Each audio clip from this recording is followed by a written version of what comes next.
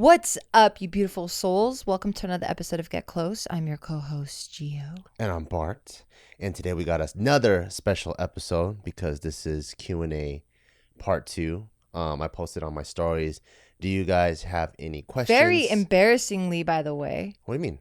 You were like, so what am I supposed to do? Because like I can't check what I don't know how to use the social medias, okay? But you're in the social medias, brother. I know, but look, it's just hard. What are you good at then, dude?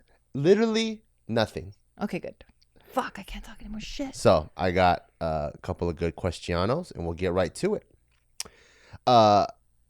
FA5 Chris wants to know, were you ever insecure about Gio being taller than you?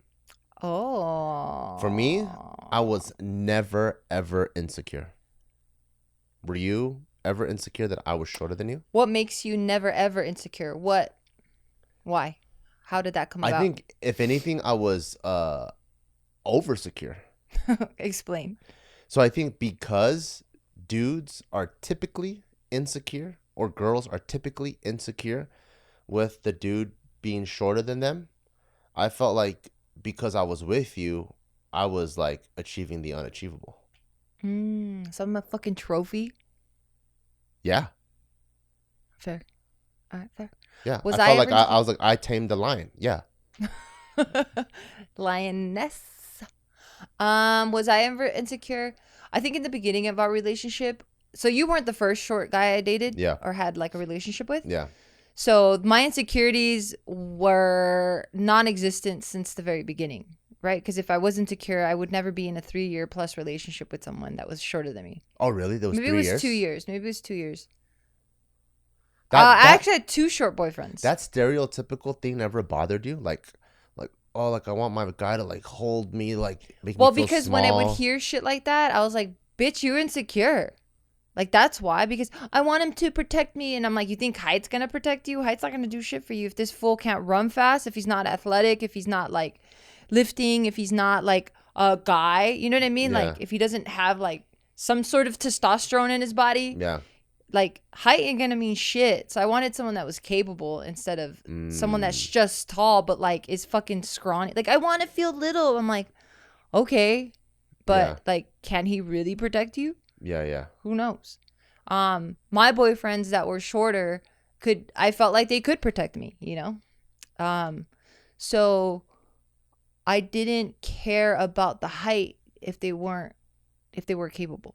I see. So capability was more important than the height. 100%. And confidence. If they felt insecure about being with me, then I'm like, oh my God, this thing, just height, is going to make you feel bad about yourself. Yeah. You're on weak foundation. Like, we're not even on the same playing field. Yeah, I remember you saying that, like, Tim, although he's like 5'3", but he feels like someone that's 6 feet tall. Yeah, that's very attractive. And that's way more important than someone that is actually 6 feet but feels like short. I've met so many tall guys that are like, oh, I just wish I'm not even that tall. I wish I was like a little bit taller. And I'm like, you are too weak for me, dude. So because of that, it never made me feel insecure. I just always wanted to make sure that my partners felt good. So like when I was with you and we were first together I love wearing high heels and I love dressing up and shit like that. Even though I don't look like it right now because Bart has the fucking AC at literally like 61 and I'm freezing my nuts off. Literally, I think 73.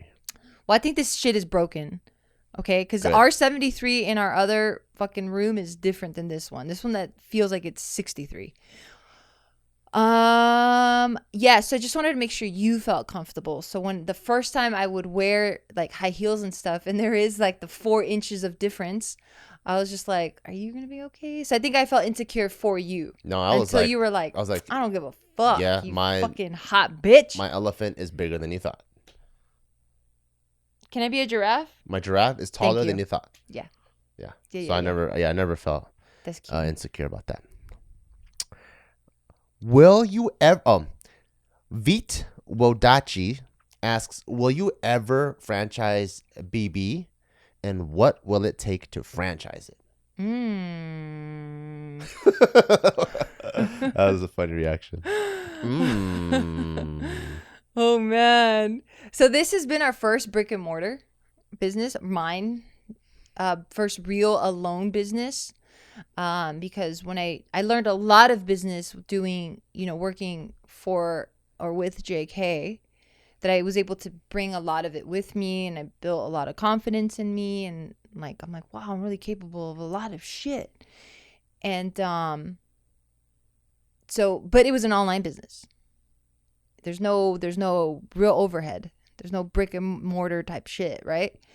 And then starting a gym, and then all these other things for the gym, right? So there's a gym, the supplement arm, there's the apparel, there's the productions, there's like a lot of other businesses attached to it that I've just been going through a lot of trial and error with every single one, because every single business model has to run differently. Yes, the operation part of it are all very similar. That's why you can see a lot of these CEOs going from industry to industry, because operation wise, or just like CEOing is very similar. It doesn't matter what industry you're in. But they all function so differently that I'm like, I just want to really refine things and bring them up to a level that I'm super proud of before I can start expanding anything. Yeah, that's where I'm at too. I'm not against the idea. I just think everything's about timing and the right place. Yeah.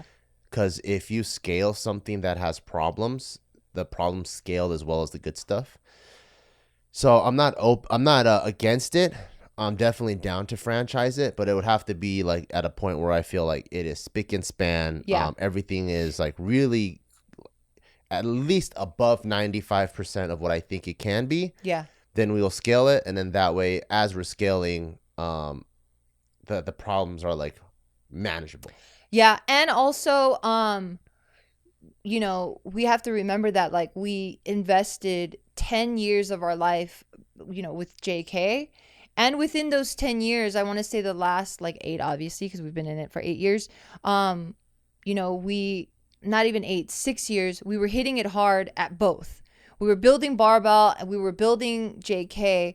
We were building our own personal stuff. And there was a lot of building and stacking of, chips and assets and stuff. That once we knew we were going to have Taika, we said, we're in a very stable place right now. That we can back off of the hustle and now put that hustle mindset into our family. So things naturally have to slow down. So because we're in that phase right now where we're building and stacking these chips with our family, we, within the internal love and setting good morals and foundation for our son and our own relationship and our own little family dynamic here, that all the other stuff, because it's stable and it's doing well, we can back off on it.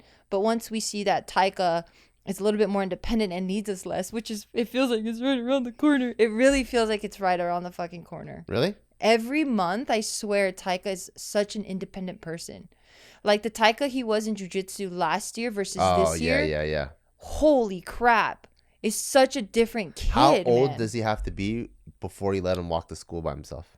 Let's say we live the block away. Man, I grew up in the fucking hood, so I don't know if I'll ever feel comfortable. Because I just know how easy things happen.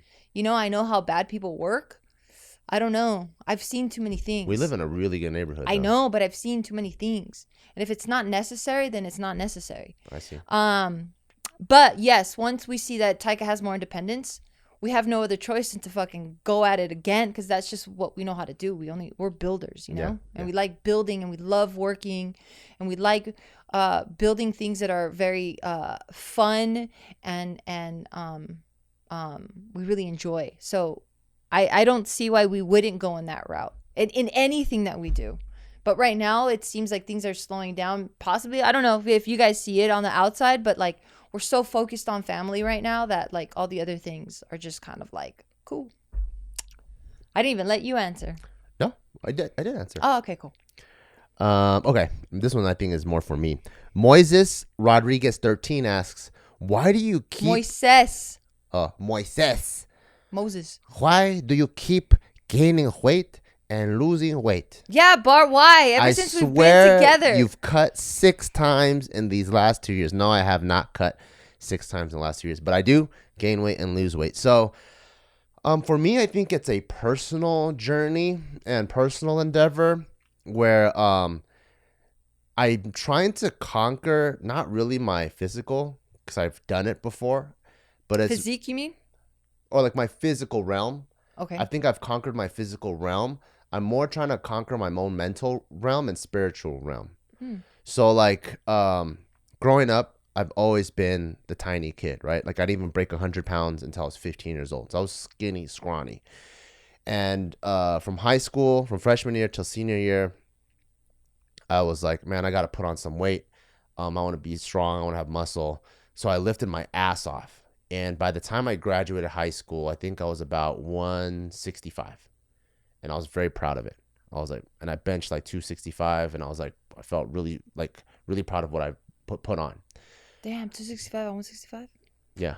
That's really good. I went to boot camp, come back out 130.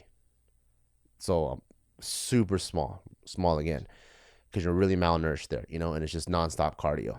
So I started pounding the weights again, pounding food, got myself up to about I think 210, maybe 215. And I was kind of big. I was just doing like the dirty bulking bodybuilder lifestyle. And then when it came time to getting promoted in the Marine Corps, you have to do well on your PFT, and you have to have regs, like regulations. PFT, physical fitness test. Oh, fitness test. So I was like, oh shit, I haven't been running, so I need to run. And also I'm kind of big in the midsection now, so I need to get down, because in the Marine Corps, leaders lead from the front. So you got to be able to run with your troops. You got to be ahead, you got to be just as capable as anyone else. And you'll notice what's interesting is as you go up in rank, the busier you are, right? Because you have more responsibility. But those guys actually train the hardest too. Like the higher ranking guys, they train really hard. So I was like, okay, cool. I got to get myself in shape. Started running a lot more. And that's when I kind of went back down to about 180, mid 180-ish. And that's what I held on to for a very long time. I felt like that was pretty comfortable. I was strong and athletic. And then that's when I was doing most of my JK at around 180, 190. I did my first powerlifting meet. Oh, and then I got really into CrossFit, because then that's when functional fitness came in. It was a really big deal. So I really got into that, and I got down CrossFit's cool. Yeah, I got down to 175, and we're playing basketball all the time.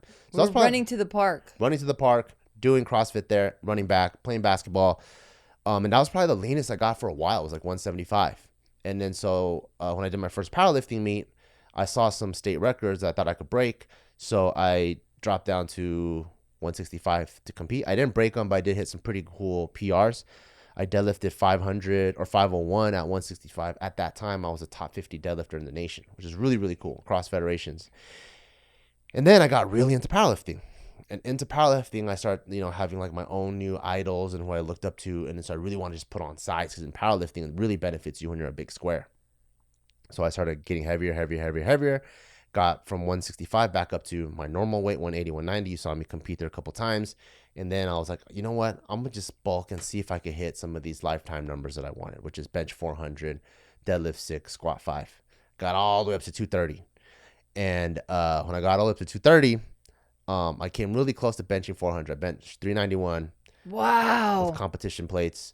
I deadlifted 6, but my squat was 475. I think squat was I had a confidence issue, skill issue, all that. And the form was pretty whack. Yeah, my form was a skill issue. And then I was like, I just wanted to talk shit. Fine, thank you. And I felt really nasty. I was just out of breath all the time. And then so I started cutting back down. You were so close. I know, I was so close. I probably should have just kept bulking for another 3 months. I would have hit 405 for sure. Started cutting back down. And then I was hovering around a 180, 190 for a while. And for some reason, when we're about to have Taika, I figured I was just going to get lean. I don't know why. Because you're an asshole? Probably.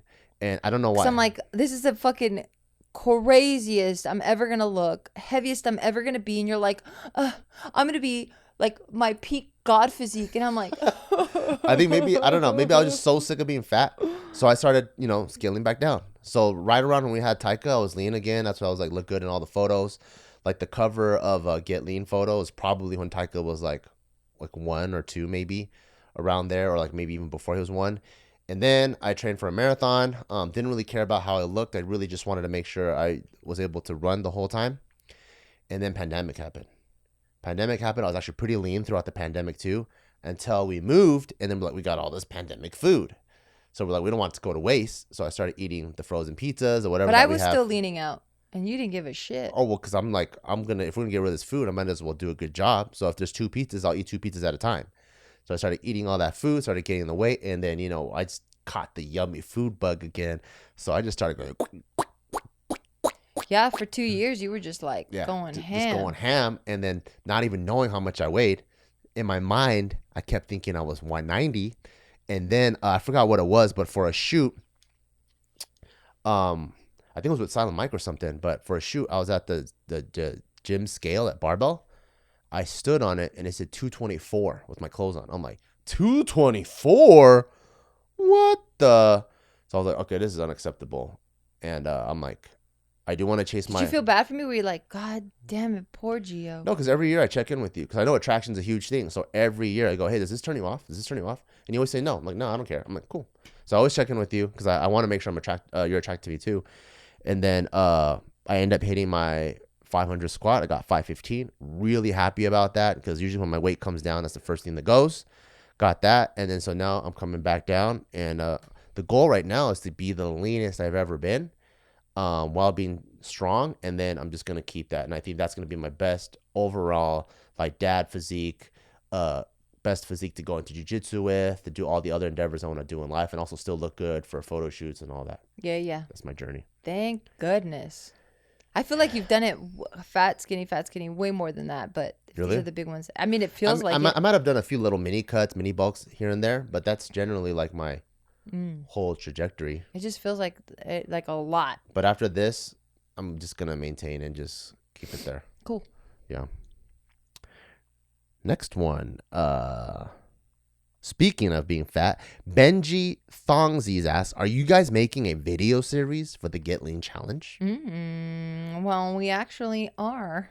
Yeah, we are. So we have 12 episodes planned out for the 12 weeks of the Get Lean program. So if you get the Get Lean program, it is 12 weeks long.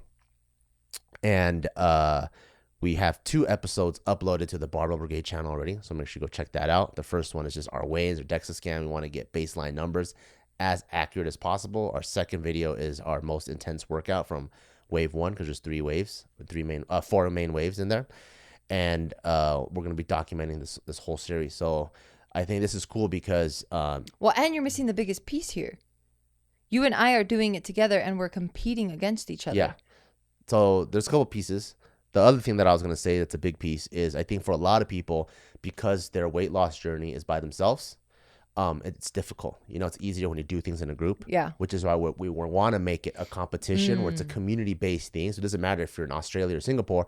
We can do this together with the series, so you feel like we're all doing it together. Yeah. And I think in July or August, we're going to hold a Get Lean event at the gym. So everyone that's running it, let's all go and just lift together, have a really good time. So we're trying to have that thing where it's just the community, international community doing it together. And then to make it competitive, you and I are competing with each other. Yeah. Lots of Get Lean questions. Okay, cool.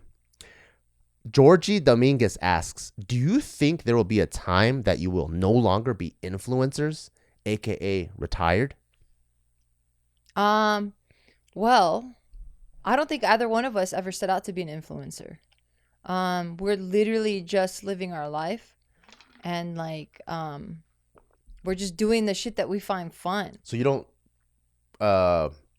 categorize yourself as an influencer? No. What's the definition of an influencer, and what's the definition of what you're doing? I don't know. I feel like an influencer is someone that wants to put all of their shit out there, right?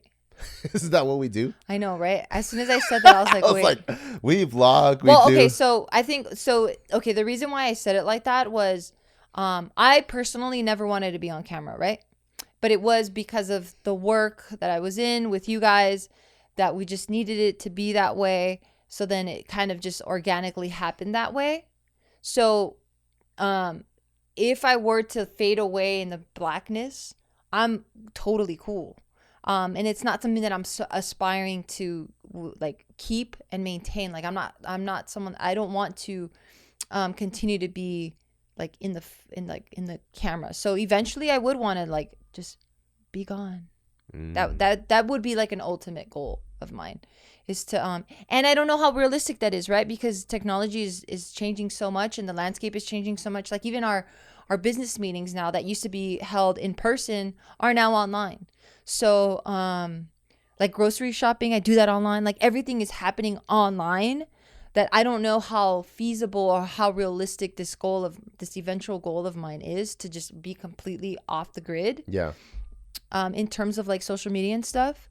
But if I am on it, it'll just be because I'm just trying to create some memories. So that's what I mean. Like I'm not aspiring to stay on it. Like I'm not like going, please let me be here. You know? Yeah, I think the term influencer has changed over the years. Yeah, it used to be really bad. Because for me, I think I wanted to do comedy. The social media aspect was just a way for that to happen and to get the content out. And also, even with fitness, I just want to be in fitness. Yeah. And I think the social media concept is just to help get that out. Yeah, it's like an amplifier. It was. Yeah. And I think with the vlog stuff where we share our families, I think that's a little bit more towards the influencer side of things. But I would say it evolved there because I think the term influencer now, it's people that want to be on social media. Yeah. Right? So the social media is the thing rather than the amplifier, which is why you'll sometimes see a fitness person doing a dance. It's because they're just doing whatever they can to maximize the social media aspect of it, not so much the fitness aspect of it. And I think for me, I wanted to maximize comedy. So if the skit was the funniest, I'll put that out there. I don't write the skits to get the most views. I write the skits to be the funniest. So in that regard, I'm not the best influencer because I'm not working the algorithm or whatever. I'm trying to more focus on the art. Same thing with like our fitness brand, Barbell Brigade, and stuff like that. So for me, because of that, if I end up running out of the thing that I want to do, I could totally see myself not being a influencer. Yeah, same. But like if I found myself, like, let's say, writing or directing, and I had such a big avenue there that I didn't need social media to amplify, I probably wouldn't use it. Yeah, 100% because I see it as a tool rather than the thing. Yeah. But nothing against people that use it as the thing. No, the people that are using it as a thing are fucking smashing it, and you can tell because they have like top-notch quality. They know hooks. Yeah. They know the algorithm. They know everyone in their immediate circle, their competitors. Like they're on it, you know. And that's why, like you, I don't consider myself an influencer either. Yeah. This episode of Get Close is brought to you by ZipRecruiter. I'm super excited to travel this summer because one of my favorite things about traveling is experiences, right? And have you noticed that the most impactful experiences from vacations or restaurants or the places that you go is generally from outstanding staff?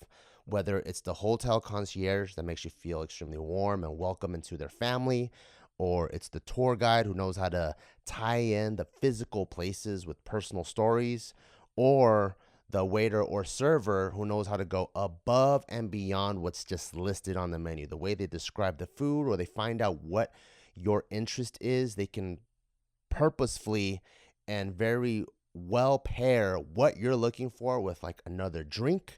And all of these people are outstanding talent, and that is crucial for a successful business.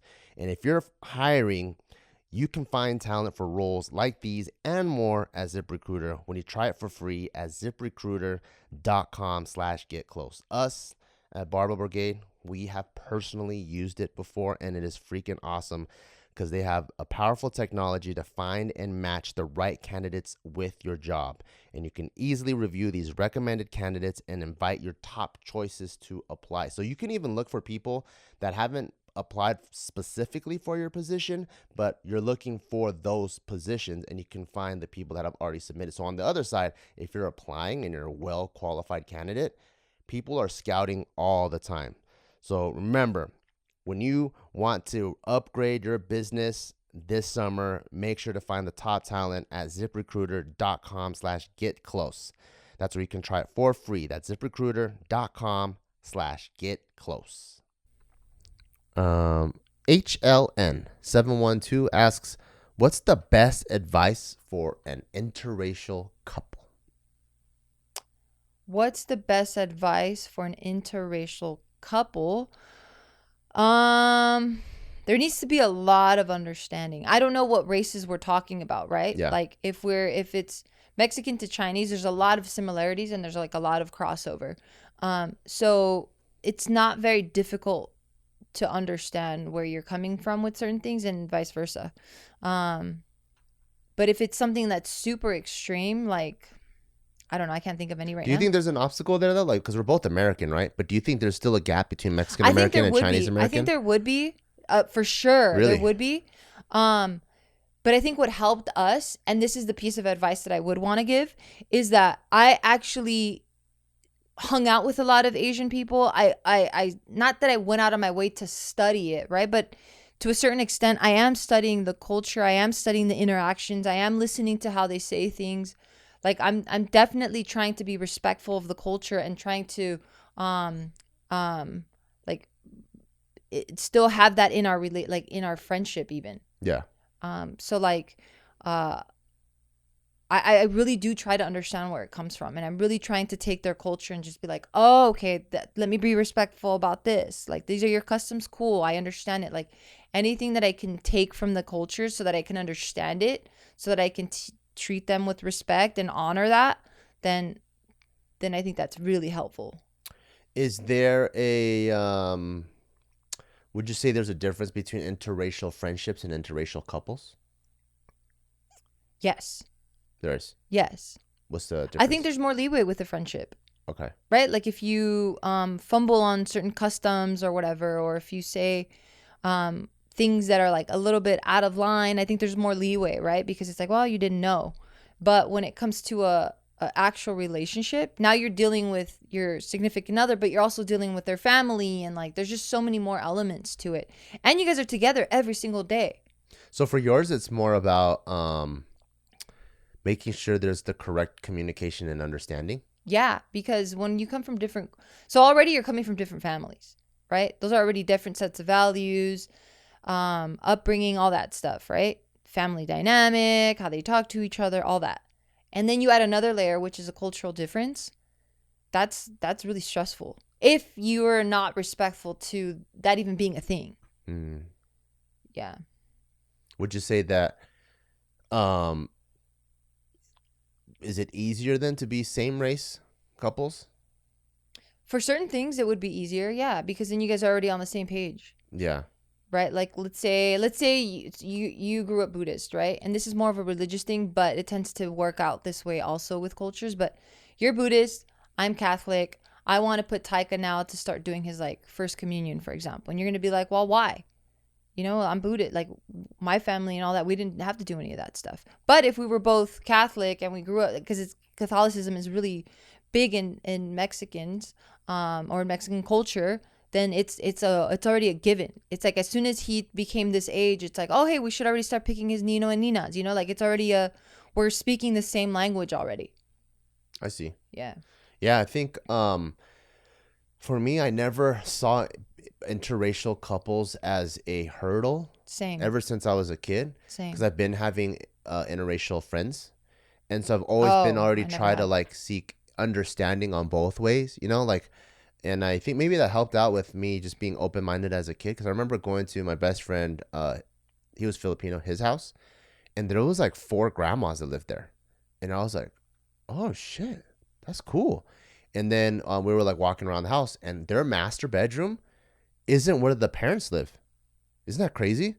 Their master bedroom is like 6 twin-size beds. So they have a kid's room. Isn't that cool? That is cool. So the parents, they didn't see it as like, this is the grown-up one. They just thought, this has the most space, we need to let's put all the kids in here. And I'm like, how fun. It's literally That's a really slumber fun. party. So there's like 6 beds in there. So there was, I think, 2 or 3 families that lived there. It's a big house, but it was like 2 or 3 families that lived there. So the cousins slept with each other. They all lived there.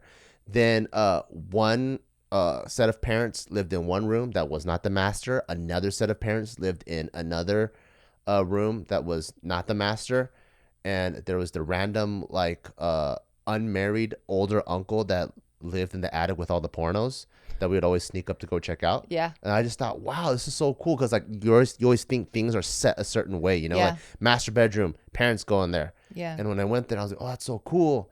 And then I would go to like my other friend's house, who was interracial, like his parents was half white, half Chinese, and I would just hear his parents like have a conversation with them, and I'm like, wow, that's so cool. I never even have a conversation with my parents. It's a one-way street, you know. Yeah. Yeah. And so just like seeing how things could be, picking and choose what I liked. I always just knew that like you always have to seek understanding regardless if you're the same race or not. Yeah. And maybe because I was blessed with that, where I was the minority, like I think we were the only Chinese family on the block. I always felt like getting that rapport you have to establish. Yeah. Versus I think it might be different where like, let's say all your friends are Asian and all of a sudden you're dating someone white, then it's like and if you go to their family's house and they're all white too, then it might be a huge culture shock, because you never had to establish rapport before. The whole community was already on shorthand. Yeah. You know?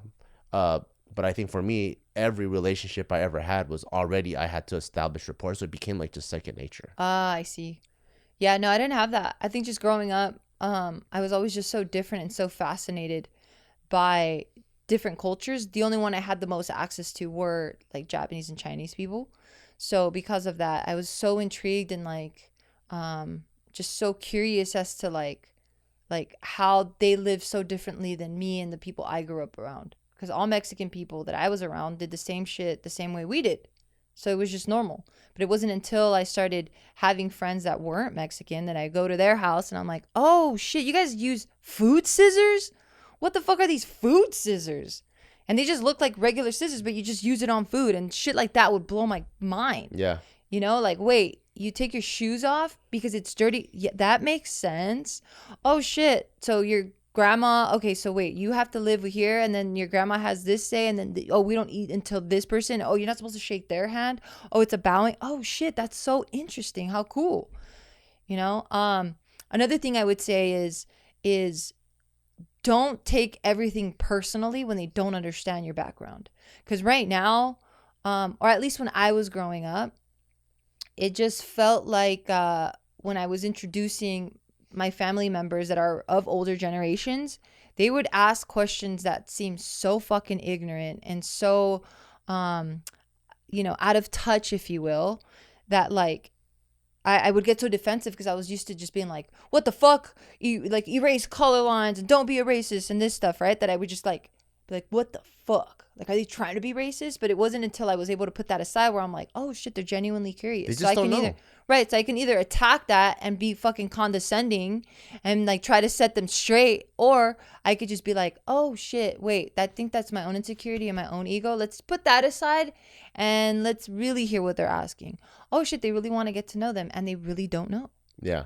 Like, they really do not know. Like, one of the questions I got asked once was like, and this was by one of my elderly family members years ago, and they were like, wait, so what do they eat all day? Just like egg rolls and stuff? Because for us, the Mexican food we had, the Chinese food we had in the fucking hood were like those fast, like China Express. Yeah, those takeout places. Right? Yeah. And it didn't have very much variation other than like those few things that we would see, because we loved eating Chinese food. But like, now that I know better, I'm like, that's actually like not that good. Yeah. And I remember going like, what the fuck? And then going, wait, but you've never interacted with any Asian people. So they really You've don't only know. Stayed in your bubble. Yeah. And I remember having that thought in my head where I'm about to like fucking attack. And then I went, oh shit, wait, this is what your background is? Oh, wait. Okay. And I calmed down, and then I was able to explain. And she was just so fascinated and was like, oh, fuck, do you think you could take me out to try it? I've never even heard of these things, and it sounds cool. And I'm like, oh, look at me, and I was about to bash you. So having that patience and not taking things personally and just being there to help educate. Especially when you meet the family members. Yeah. Because some of them are even less exposed than you are. Yeah. That's what I mean. Yeah. Because that was something I learned where I was like about to start defending. I'm going to defend it at all costs. And then I'm like, wait, why do I need to defend if there's nothing to really defend? Yeah. So that was another thing I had to. Yeah, one thing with the whole like shoes taking off thing, we all knew on our street like whose house you have to take shoes off of and who doesn't. So when we played tag, we even knew whose house to play at. But let's play at Mark's house. You don't have to take your shoes off. So we could run in and out and in and out of the house. If we go to the Asian people's house, like my house or the Korean guy's house or whatever, then it's going to be a nuisance. Because as soon as you get through the front door, you have to take your shoes off, carry it, walk to the backyard, put it back on. And when you're trying to play tag, you're just trying to be as fast as you can. Yeah.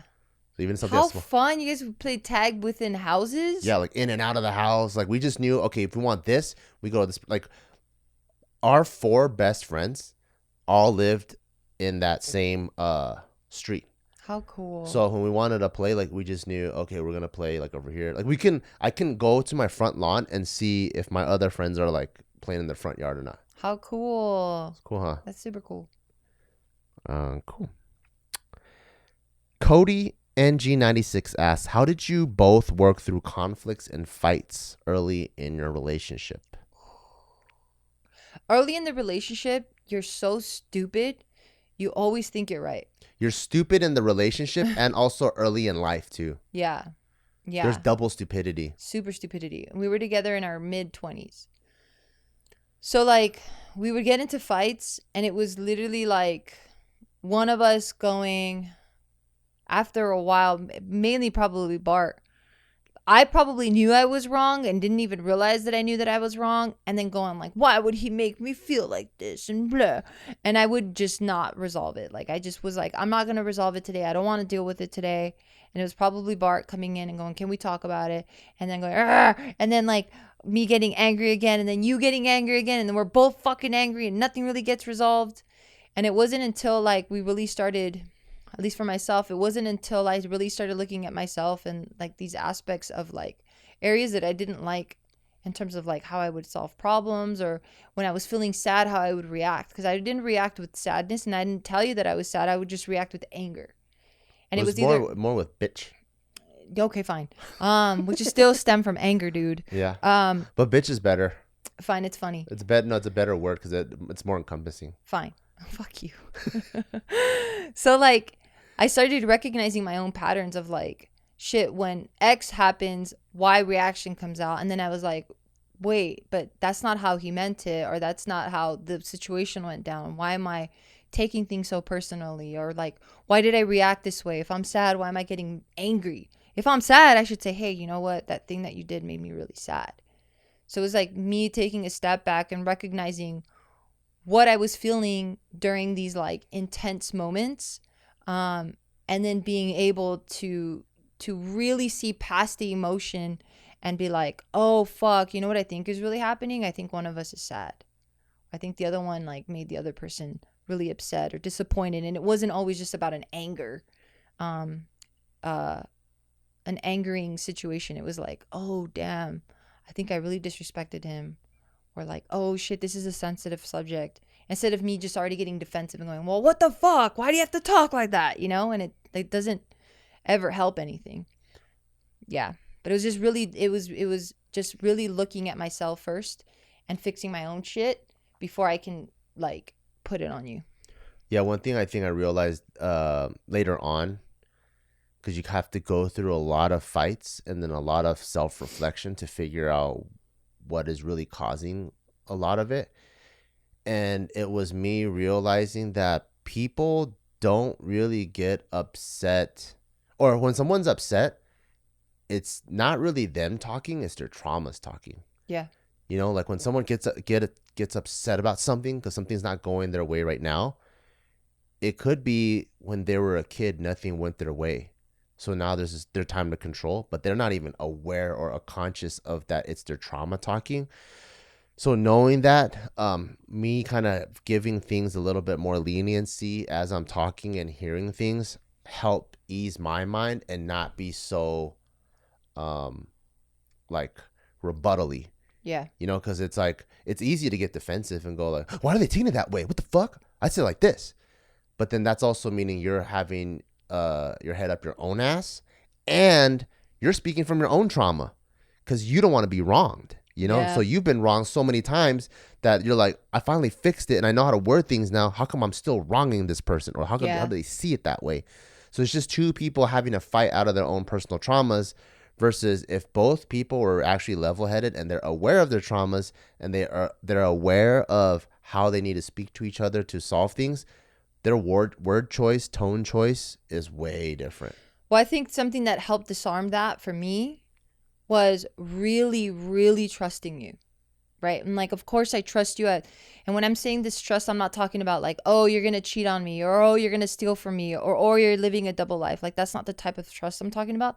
The type of trust that I'm talking about is that I can say something that I feel very vulnerable sharing, or that I feel is going to be stupid or childish.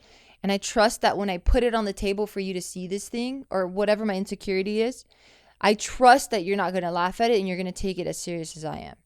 And that's the first step that really helped me in opening up a lot more. I felt that like we had finally created a space where we could really say anything and the other person wasn't going to take it personally. So I can tell you, hey, you know what? Your fucking breath smells every fucking morning and it pisses me off. And I'm sorry that it pisses me off, but I fucking hate it. And instead of you being like, well, what the fuck? You also have bad breath in the morning. Why the fuck is it on me? Why don't you check? Instead of you doing that, it was more like, oh shit. Okay. So why do you think it offends you so much? I'm like, fuck, you know what? I don't know. So instead of you like taking it personally and as a personal attack, it was more so like, okay, this is Gio's issue that she's working on. How can I help guide her in like seeing this issue out? And then if it hurts you at the end of it, then you'd be like, hey, so really my breath smells, and that like did you want me to change that? And but after I've resolved whatever I needed to resolve, I'm going like, oh no, actually it's not even about you. And most of the time, if it's not, it's probably like 90% of the time, our problems weren't even about the other person. Yeah.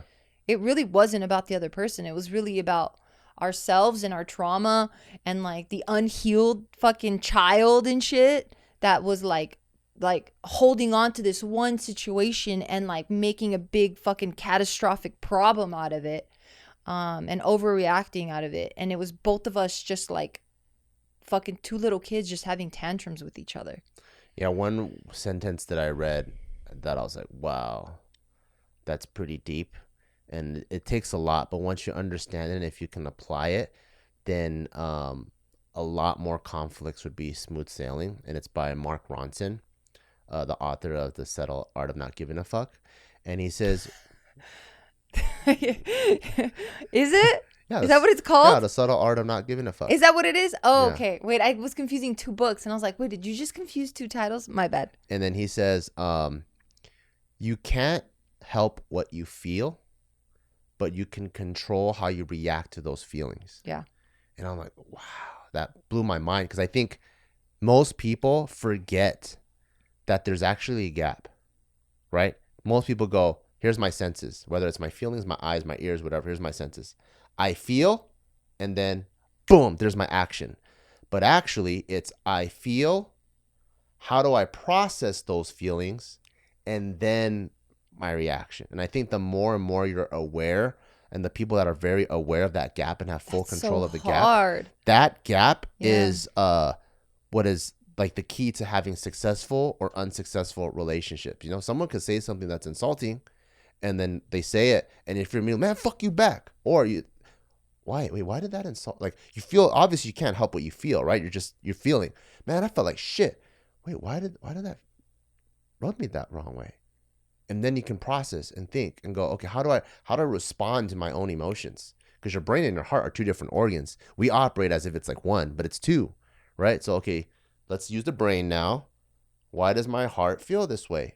And then respond back, and that has helped so much too. Yeah. Versus like if you just say something and I just get pissed and I just retaliate, and then it just ends up going nowhere, you know? Yeah. And also in an argument, we aren't really listening to understand. You know, like if you really just try to understand the person, again, by not taking things personally, then you can have that separation of the brain and the heart, and have that time, that little buffer section where you're like, oh shit, okay, this is what they're really trying to communicate. What was the question? How did we get over it? Yeah. How do we deal with like early fights and conflicts in the relationship? How did we deal with it? Like fucking savages. We didn't deal with them. We Yeah. were fighting all the goddamn time. We were fighting literally every day. It was horrible. We were animals. Yeah. All right, next one. Joseph Hone wants to ask, what foods are you craving right now? Oh, all of them, dude. All of them. If So someone could tell you, like, if someone can go, right whatever now, you say right now, like that, I had right in front of me. What is it? Pizza straight from Italy. Like a big fucking extra large pizza. Fucking juicy pizza. And then I want some pistachio gelato. Ooh. Yes. I'm like on a oh man, just give me pasta while you're at it. Give me some French fucking baguettes and some croissants. Yeah. Warm out of the oven when you bite it. It's like, yes. Damn, you want some quality shit. You know what I want? Ass. McDonald's. Gross. I just want like a Gross. large Coke, some fries, No, dude. some burger with sodium, and it just gets me bloated. No. What else do I want? I want some udon, like some high quality ass udon. I could probably eat that now, but too many carbs in that bitch. Oh God, donuts. Give me some Krispy Kreme donuts. What kind of cheese? What kind of cheese we talk about? Any drippy cheese, like any like pizza, any like cheese. I just Nacho. I want some carne asada. Fucking. Why'd I say like that? Carne asada. Fucking nachos from King Taco. Oh, you know what's been popping up on my feed too? Birria tacos. Birria tacos are bomb. Let me get some of that. A fucking root beer float. What else do I want to eat right now? You know what's crazy? Some cheesecake. Some strawberry motherfucking cheesecake. When you think about it, 12 weeks isn't a long time. It's not. It's like 3 months, right? But then you go, and I've been eating all this shit for like 2 years. And I was fucking complaining. For 2 not years, 2 years. right? I've been eating for 2 years. And it's like, oh, I can't handle it without for 3 weeks. And I'm like, why are my urges so crazy? Yeah. I see Taika because he's eating anything he wants. He's loving He's it. eating M&M, like those peanut butter. I mean, those peanut M&Ms. Oh, peanut butter. I just want some peanut butter. I know. God damn. What else? What else do I want? Damn, I've been like going in. You don't want anything? Mainly McDonald's and... What would you order from McDonald's? Oh, like a double quarter pounder with cheese and with mac sauce, and then fish fillet, and then 6-piece chicken nugget, and McFlurry, and then large Coke with extra ice. Did you see the new Big Mac like meal or something? Mm-mm. I could actually eat that by myself. So there's like a new like 2-for-1 like Big Mac meal. There's 2 Big Macs? It's 2 Big Macs. Disgusting. Listen. 2 Big Macs. Disgusting. 2 Big Macs plus 20 chicken nuggets. What and 2 drinks. Fuck? I could eat that whole thing by myself. No wonder fucking everyone's obese right now. Well, How unhealthy is that? I think it's made for 2, but I could eat all by myself. Yeah, how many people are really gonna fucking share that? That's horrible, dude. All that food is so fucking bad. Once a month, maybe. You know, right after this, I'm gonna DM our coach and I'm like, when's our refeed? No, day? God damn it, you. Just fucking put your head down and do the fucking work. Don't already start fucking dangling a carrot. Pretend a carrot. Check it out. This is what you gotta do. Pretend a carrot is never gonna be dangled. Just fucking pretend it's gonna be 12 weeks of horror. So when it does surprise you, when he's like, "Hey, refeed," you're gonna be like, "Yes." You're the worst. I fucking love food. I don't think you know. I do know, because you're fucking always trying to cheat. Hey, so there's like these crab legs. I wasn't cheating on the crab legs. I didn't cheat at all. Yeah. That whole meal was all fucking in oil, dude. Nope. But it was, no. What? No. Fucking cheat. It was a cheat meal. No, it was shrimp, crab. Yeah, the most leanest what kind of proteins shrimp? ever. They probably sauteed it in butter. And that's why it tasted so bomb. And guess what? Shrimp by itself is dry as fuck. And guess what? They took it out of the butter. So they sauteed it in the butter and they took it out of the butter. Okay. I didn't drink the sauce. You ate the shrimp that's doused in it, dude. Yeah, they doused it and I undoused it. How? I didn't see you dip it in no water. I went like this. Anyway. And then there's a shrimp cocktail. You're the worst. Nah, I love food. You spent $200 for some bullshit ass meal that still made your ass fat. No, I got lean from that one. Fine. You're going to lose this competition. No. All right. This is probably our last question by Mahir98. How to combat work fatigue, especially from a work from home setting? Oh, This work is fatigue. actually one of the reasons why I think I don't think work from home is actually a good thing. It's not a good thing. I think it takes I don't think it's good at all. But a lot of lazy people are like, finally dreams come true. And I'm like, y'all don't even know. And the reason why they don't because know, I actually think it takes a highly disciplined person to have a tub of ice cream in front of you and not eat it. Right? So when you work from home, all your comforts are there. Your bed, your whatever, everything is there, right? You're even in pajamas if you wanted to. And now you have to pajamas, that's cute. Yeah, you have to always constantly resist. Whereas when you're in a workplace, it's very clear cut. You know, all those comforts aren't there. And because everyone's peers, there's a duty to like uphold a standard. So you're just operating on a different wavelength. And that wavelength helps power you through a lot of stuff versus having all these constant like temptations. That coupled with your work is at home now. I don't like that feeling. So when we were first building our companies, we couldn't afford anything. So obviously our office was also our house. And it doesn't feel like a house anymore. Because as soon as you look over in that corner and you see your laptop staring at you and you're like, fuck. Or maybe a lot of people don't think this way. But I know for me, I would see that laptop and I'd be chilling on my couch and I feel guilty that I'm not working.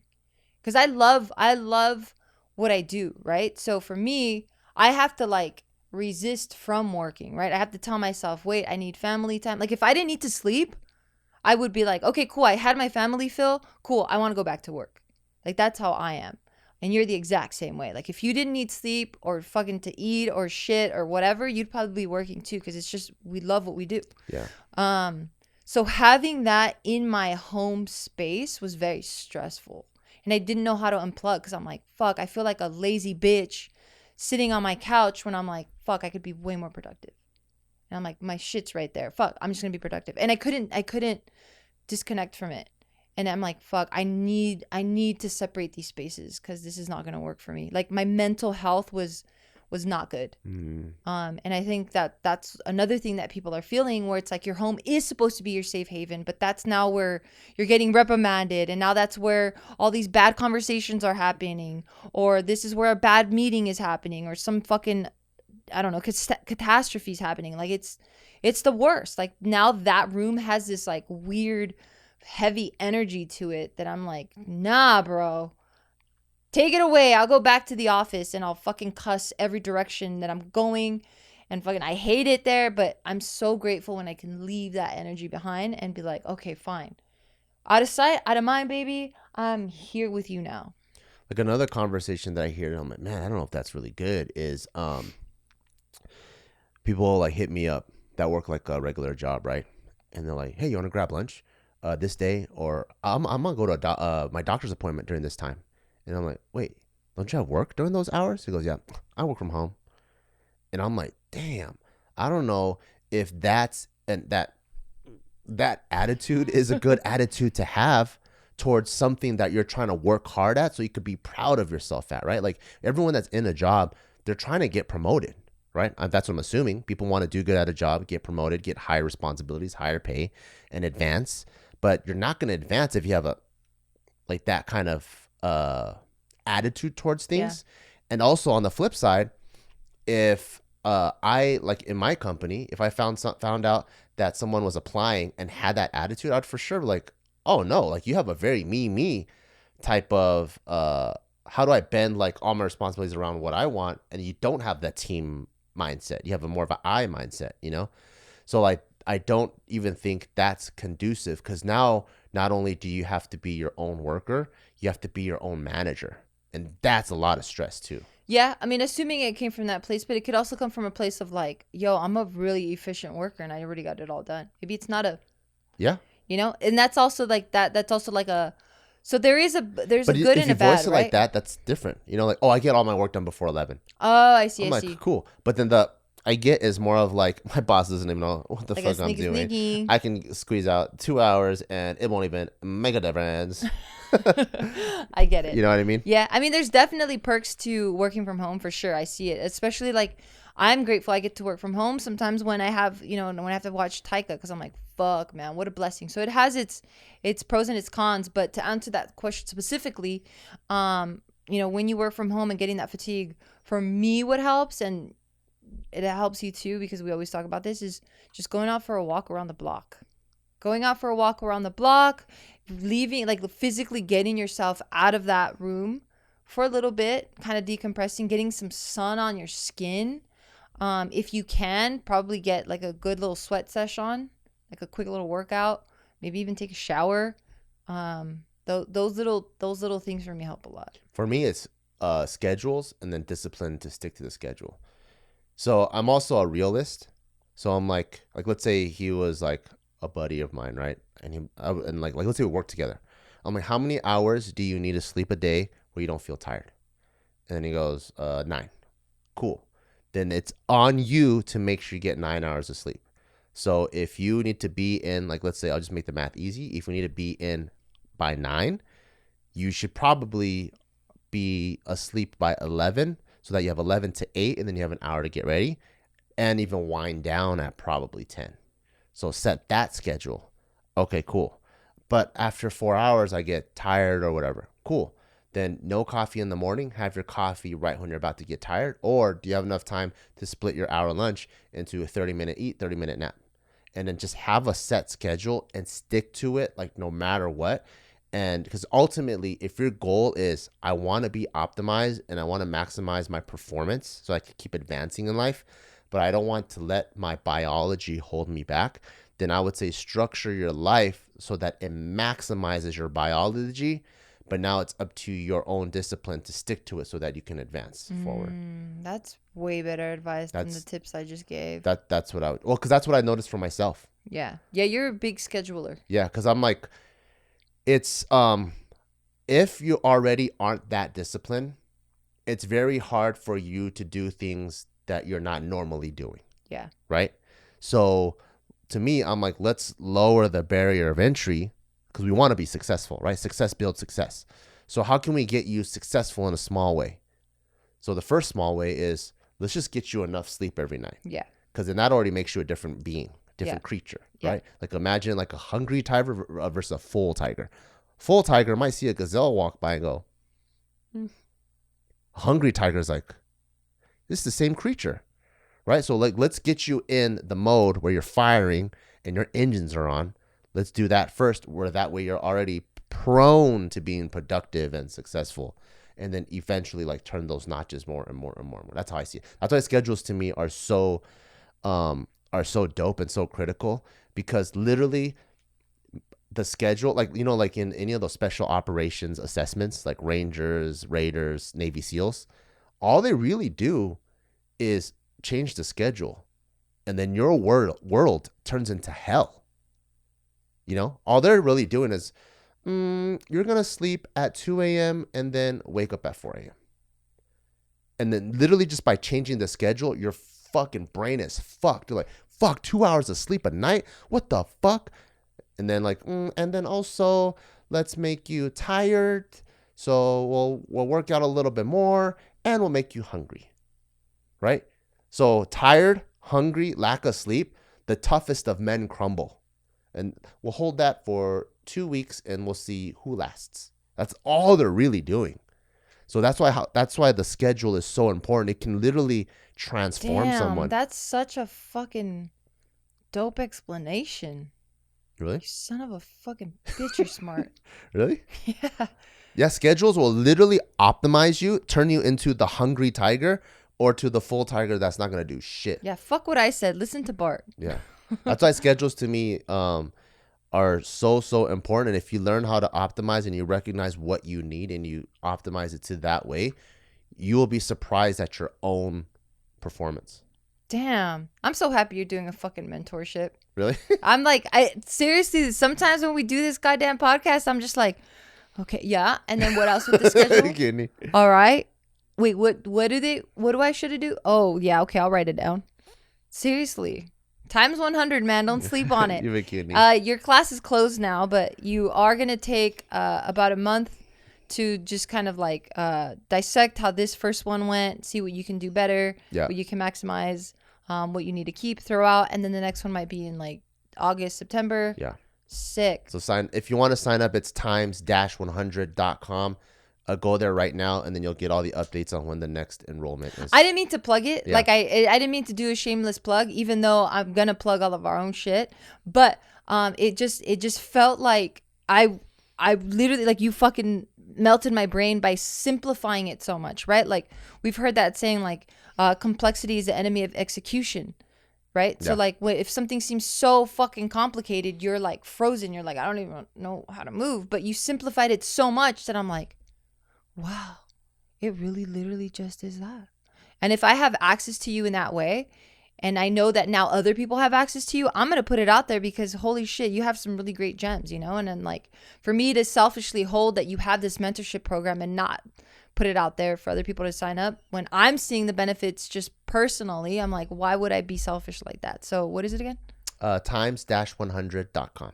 I'm such a good wife. You better massage me later tonight. I'll massage between your legs. Oh, no. You're always missing the spots. No. I plugged the whole spot. You missed the fucking knots, dude. No, I plugged the whole spot. And they're right in front of your face. There's only one knot. I was blessed. One knot, and you always just fucking go around it. And I'm like, hello. I was blessed like this. I blessed like this. Look. Well, if Bart ever teaches a course on sex, don't sign up for that one, okay? Sex-100.com. Oh my God. Okay, on that note, thank you guys so much for submitting these questions. These are always so rad because it makes us go into different corners of our brain so that we can properly answer. And like, it triggers so many cool memories and like discussions, and I absolutely love them. So we will for sure continue to do these. Thank you so much for following us, and thank you so much for listening to this whole thing. We're hoping you're having a great day, a great week, a great month. And if it's not, don't worry about it. You can turn it around. You have the power to do so. But until next time, see you next week. Bye-bye. Bye.